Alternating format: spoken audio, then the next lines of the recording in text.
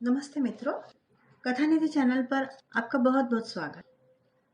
कथा निधि चैनल की हमारी आज की कहानी है एक रिश्ता उलझा सा। पारिवारिक कहानी है, तो चलिए शुरू करते कहानी। ओफो चीकू बेटा, हर जगह तुमने ये अपना सामान बिखेर कर रखा हुआ है। अरे बेटा, कम से कम अपनी किताब निकालते समय तो थोड़ा ध्यान दिया करो। पता है, सुबह से तीसरी बार मैं तुम्हारी बुक शेल्फ ठीक कर रही हूँ। प्लीज बेटा, थोड़ा सा ध्यान रख लिया करो ना। और वैसे भी कल से मैं ये सब कहते कहते न जाने किस सोच में डूब गई रचना। ये लो भाई, जो जो तुमने मंगवाया था मैं वो सब कुछ ले आया हूँ बाजार से। अब बस तुम्हारा केक बनाने का जो सामान बचा है, मैं शाम को जब अनुराग की किताबें लेने जाऊंगा तब लेता आऊंगा, क्योंकि वो केक शॉप उसी रास्ते में। अरे ये क्या, मैंने अभी अभी डाइनिंग टेबल साफ की थी और आपने ये गंदा सा थैला इस पर रखकर फिर से गंदी कर दी। एक लंबी सांस भरते हुए रचना बोली, एक तो आप वैसे भी घर का कोई खास काम करते नहीं हो, और जो थोड़ा बहुत करते भी हो वो भी कल से बिल्कुल बंद हो जाएगा। कल से तो आप एक गिलास पानी भी अपने हाथ से लेकर नहीं पियेंगे। मगर आज तो थोड़ा हाथ बटा दीजिए मेरा। ये कहते हुए तेज हो गई रचना की आवाज।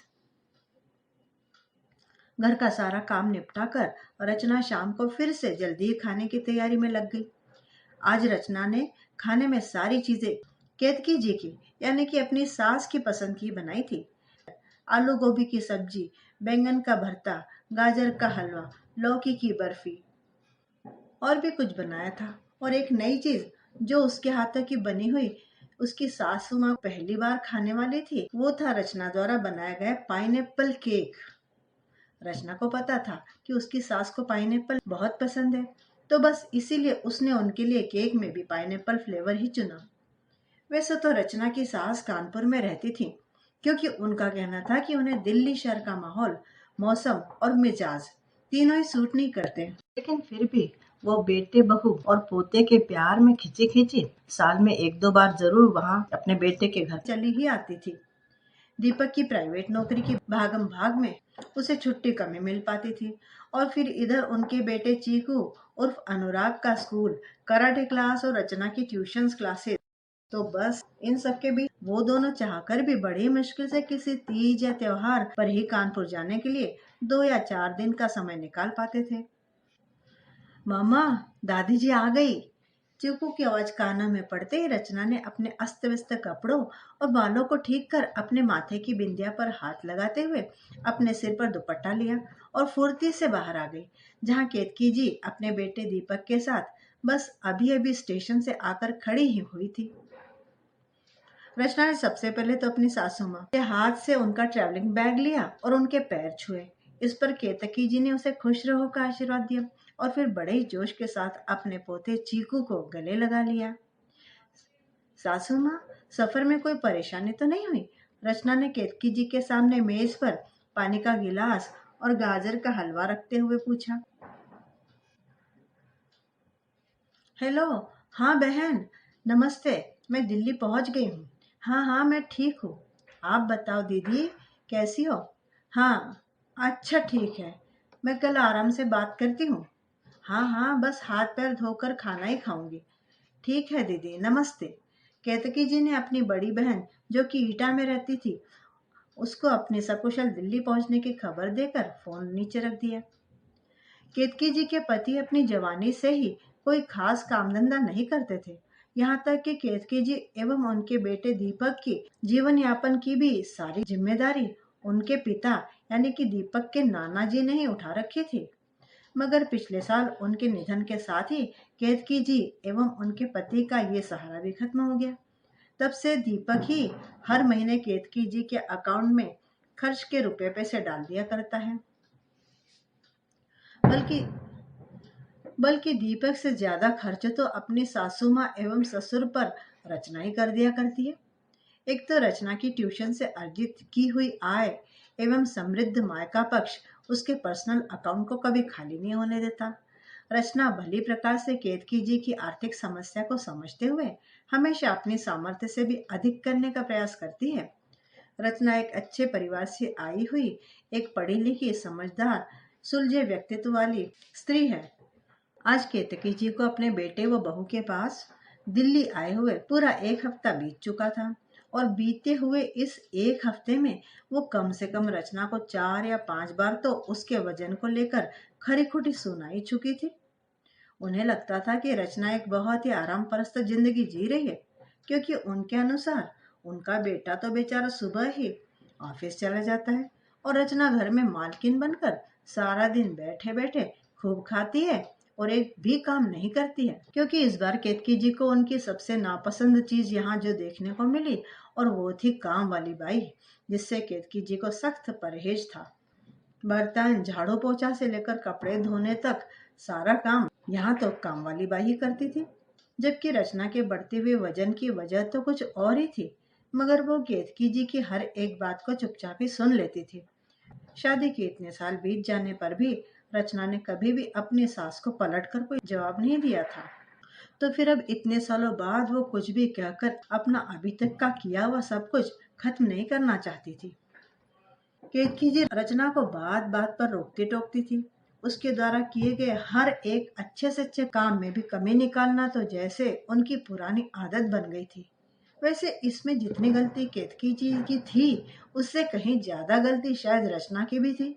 क्योंकि कहते हैं ना कि गलत करने से भी ज्यादा दोषी होता है गलत को सहने वाला, और फिर पलट कर जवाब देने वाली तो कोई बात ही नहीं है। अरे बस आपको सही को सही और गलत को गलत ही तो कहना है। लेकिन एक बार रचना ने शायद इसी सोच के साथ अपनी सासू माँ के सामने सही को सही और गलत को गलत कह दिया था, और फिर जो भूचाल आया था शायद उसी से पनपने वाले डर ने ही फिर कभी रचना को केतकी जी के सामने सही को सही और गलत को गलत कहने की हिम्मत नहीं करने दी। अरे भाई, आज कोई उठेगा भी या नहीं? अरे सूरज देखो कहाँ चढ़ गया है, और आज तो मेरा बेटा बेचारा बिना कुछ खाए पिए ऑफिस चला गया है। और तो और मेरा पोता भी बेचारा खुद ही ब्रेड और जैम लेकर स्कूल चला गया। केतकी जी ने अपनी कड़कती हुई आवाज में कहा, और उन्होंने एक साथ कई बर्तन भी पटके, जिसकी आवाज से रचना हड़बड़ाकर नींद से जाग गई और फुर्ती से दौड़कर अपने कमरे से बाहर निकलकर सॉरी सासू माँ बोलते हुए वॉशरूम के अंदर चली गई। दरअसल रचना को माइग्रेन की दिक्कत है, जो कि उसके जरा से भी रूटीन के चेंज होने से उसे हिट करता है, और सबसे ज्यादा उसमें उसके सोने और उठने के समय में परिवर्तन सबसे ज्यादा खतरनाक हो जाता है। तो हुआ ये कि केतकी जी को लगातार 5 दिन सुबह के 4 से 5 बजे तक पूरे 1 घंटे भजन गाने थे, और जिसके लिए उन्होंने रचना को भी अपने साथ सुबह सुबह उठकर नहा धोकर बैठने की हिदायत दे दी थी। हालांकि रचना ने उन्हें माइग्रेन वाली बात भी बताई थी, जिस पर केतकी जी की प्रतिक्रिया कुछ इस प्रकार थी कि अरे ये माइग्रेन वाइग्रेन क्या होता है, और फिर जवानी में कैसा दर्द वर्द। इसके आगे उनके सामने ना तो रचना ही पलट कर कुछ बोल पाई, और ना ही स्वयं उनका बेटा दीपक ही उनसे कुछ कह सका, जिसका भुगतान आज लगातार 3 दिन के माइग्रेन पेन को झेलने के बाद रचना ने अपनी सासू माँ को खरी खोटी सुनाकर किया। आज सुबह जानबूझकर दीपक और चीकू दोनों ने ही रचना को जल्दी नहीं जगाया था, बस यही सोचकर कि शायद उसे इस तरह दर्द में थोड़ा आराम मिल जाए। जबकि दीपक सुबह अपनी माँ को ये बात खुद बताकर गया था, मगर उन्होंने इस बात को बिल्कुल ही तवज्जो न देकर नजरअंदाज कर दिया। केतकी जी आज पूरा दिन मुंह फुलाई ही रही, और फिर शाम को दीपक के ऑफिस से आते ही केतकी जी ने अपना वही पुराना राग अलापना शुरू कर दिया कि वह तो जवानी में घर का कितना काम किया करती थी, और उन्होंने तो अपनी सास के साथ साथ अपनी दादी सास की भी भरपूर सेवा की थी। और एक उनका हमेशा का डायलॉग कि कितने लीटर तेल तो दीपक की दादी के पाँव की मालिश में लग जाता था। वैसे ये तेल वाली बात सुनकर थोड़ी सी हंसी भी आती है, लेकिन इस समय हंसने वाली सिचुएशन ना तो उनकी बहू रचना की थी और ना ही उनके बेटे दीपक की। हाँ, उनका पोता चीकू जरूर अपनी माँ से कितने लीटर पूछकर हंस पड़ा, जिस पर रचना ने उसे तरेर कर आंखें दिखा दी। केतकी जी बस धारा प्रवाह बोलती ही जा रही थी, और फिर ना जाने कैसे आज दीपक के मुंह से भी शायद गलती से ही निकल गया कि माँ रचना कितना कुछ तो करती है आपके लिए, तन से मन से और धन से भी, मगर आप। बस दीपक का इतना ही कहना हुआ कि केतकी जी की आंखों से अभी तक निकलती हुई ज्वाला लावा बनकर फूट पड़ी, और उनकी आंखों से बह निकली केतकी जी खूब चिल्ला चिल्ला कर रोने लगी, जिस पर दीपक के साथ साथ रचना और चीकू भी दौड़कर उनके पास आ गए और उन्हें चुप कराने लगे। इस पर भी केतकी जी ने अपनी बहू रचना को बड़ी जोर से डांट कर झिड़क दिया, ये कहते हुए कि पहले तो खुद ही आग लगाई और अब आग बुझाने के लिए पानी लेकर आई दौड़ के। इसके बाद तो दीपक भी खुद वहां से हट गया।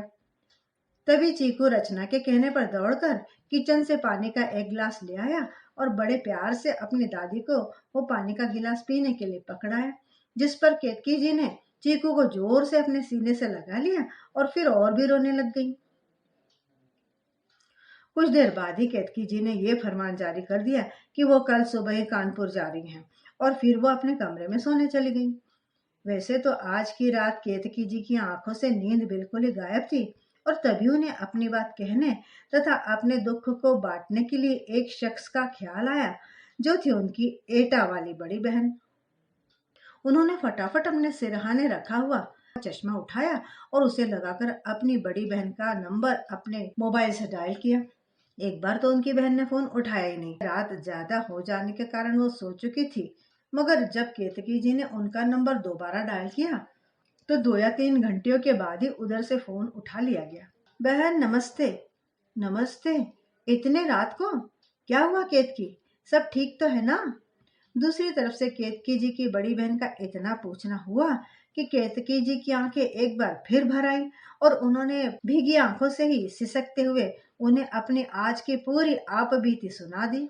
अरे आज तक तो बहू ही पराई थी दीदी, मगर आज तो मुझे ऐसा लगा कि मेरा अपना बेटा भी पराया हो गया है। इतना कहते कहते सुबकने लगी केतकी जी। देखो केतकी, मैं ज्यादा कुछ तो नहीं कहूंगी क्योंकि ये तुम्हारा घरेलू मामला है, मगर केतकी जहां तक मैं रचना को जानती हूँ वो दिल की बड़ी अच्छी है, बुरी तो बिल्कुल भी नहीं है।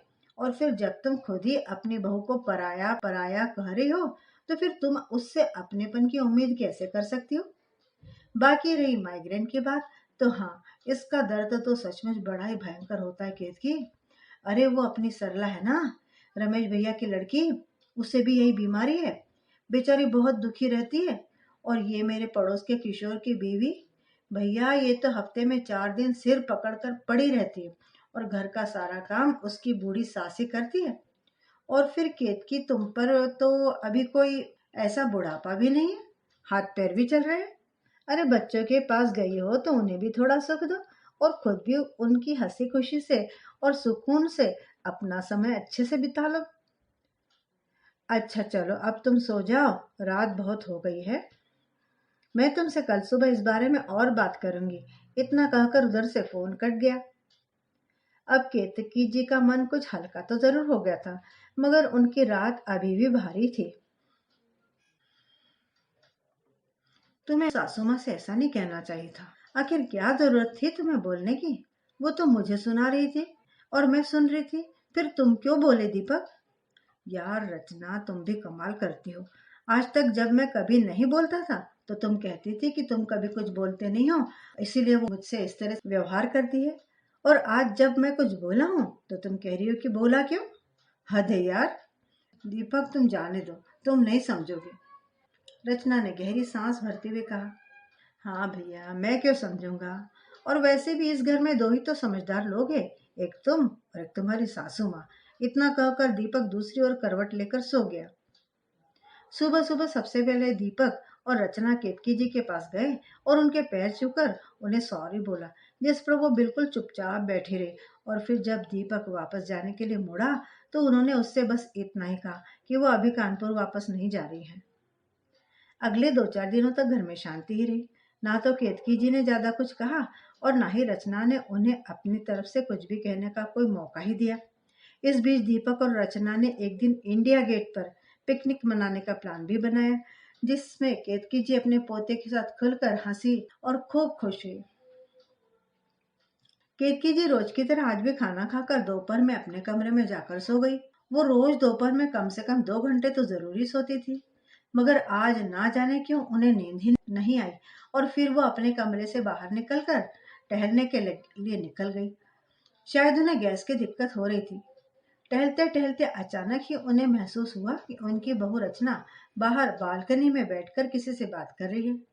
ये जानने की उत्सुकता कि वो किससे बात कर रही है, वे सीधे बालकनी के पास जाकर खड़ी हो गई।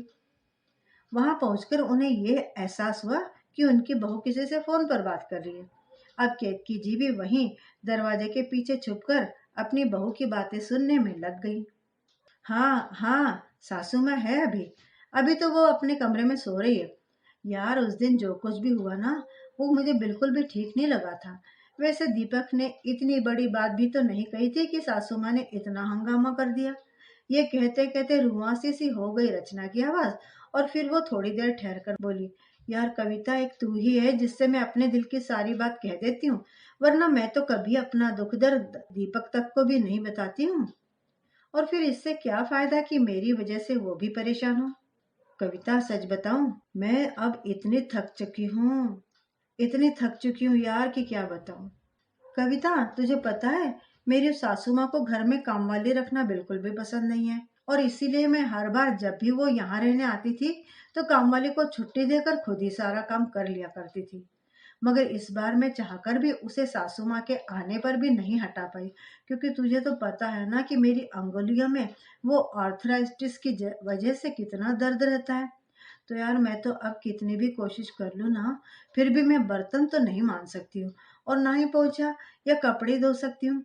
इतना कहते कहते अपनी बेबसी पर रो पड़ी रचना। यार कविता, तुझे पता है ना कि मैं वैसे भी ज्यादा काम कर नहीं पाती हूँ। एक तो माइग्रेन, दूसरे आर्थराइटिस की प्रॉब्लम, और ऊपर से ट्यूशन भी तो पढ़ानी रहती है मुझे। दीपक तो ऑफिस के काम में ही इतने व्यस्त रहते हैं कि उन्हें तो घर का राशन लाने से लेकर बाहर किसी भी अन्य काम की जिम्मेदारी से कोई सरोकार तक नहीं है। चीकू का भी सारा काम मैं ही देखती हूँ, चाहे फिर वो उसके स्कूल जाना हो, या फिर पढ़ाई करवाना हो, या किसी प्रोजेक्ट में हेल्प करवाना हो, या फिर उसके बीमार होने पर डॉक्टर की विजिट ही क्यों ना हो। मगर यार, अब बस। कुछ देर ठहर कर एक गहरी सांस लेने के बाद रचना ने फिर से बोलना शुरू किया। मेरी भी अब उम्र बढ़ रही है, कोई कम तो नहीं हो रही है ना। अब मुझे भी चाहिए कि कोई मेरी भी फिक्र करे, मुझे समझे। मगर यार, हर एक के साथ इतना कुछ करने पर भी आज कोई एक शख्स भी ऐसा नजर नहीं आता मुझे कि जो मुझे समझे, क्या मेरी कद्र करे। अब तू ही बता, मैं क्या करूं कविता।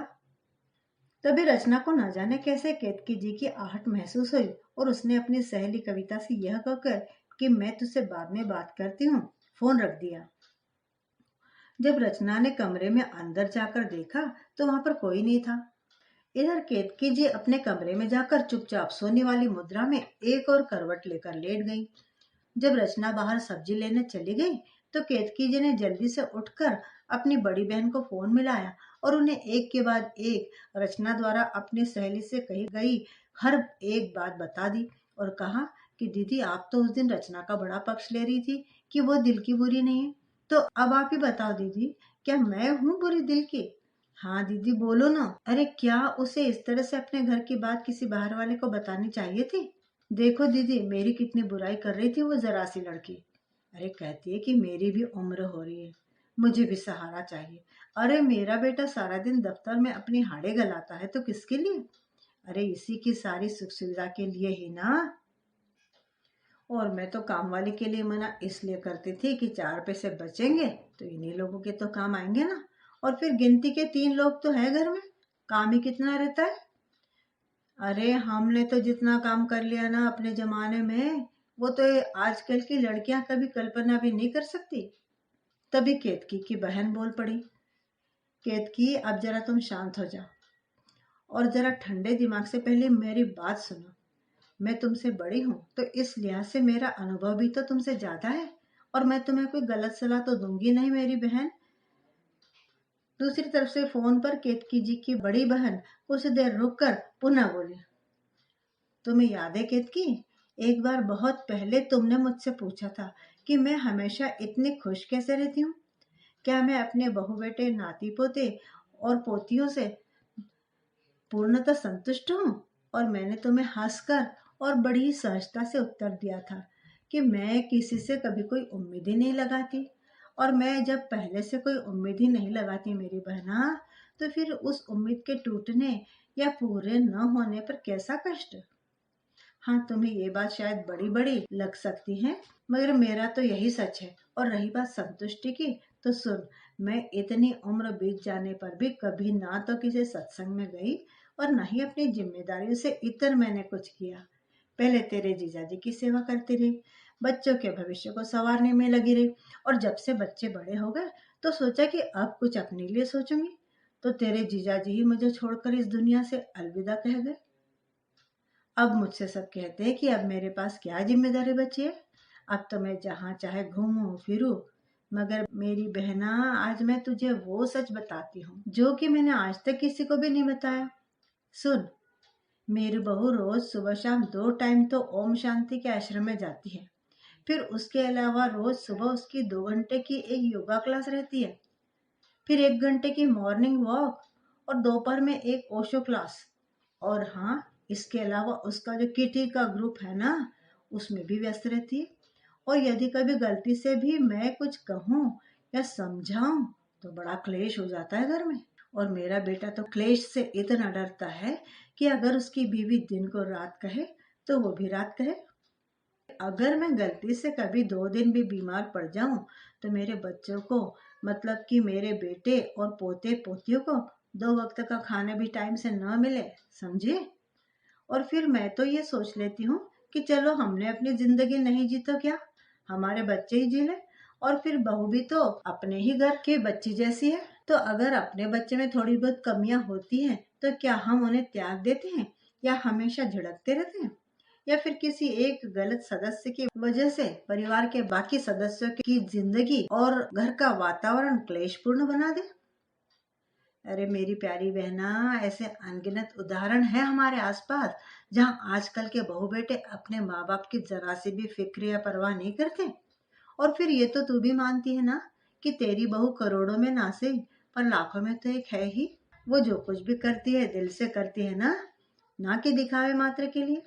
और फिर तू ये तो सोच कि वो सिर्फ तेरी एक खुशी के लिए या तेरे सम्मान के खातिर ही तो हर बार तेरे आने पर काम वाली की छुट्टी कर दिया करती थी। वरना तू ये सोच कि यदि वो ऐसा ना भी करती तो तू क्या कर लेती। और अगर तेरे टोकने पर वो तुझे यह जवाब दे देती कि उसका पैसा वो चाहे जैसे उड़ाए चाहे जैसे खर्च करे, तब। अरे केतकी, तू तो सचमुच बड़ी किस्मत वाली है जो तुझे रचना जैसे नेक दिल बहू मिली है, जिसने इतने सालों में कभी भी तुझे पलट कर जवाब तक नहीं दिया। बहना, तू तो बड़ी समझदार है, और मैंने तो खुद अपनी आंखों से देखा है तेरे जीवन संघर्ष को।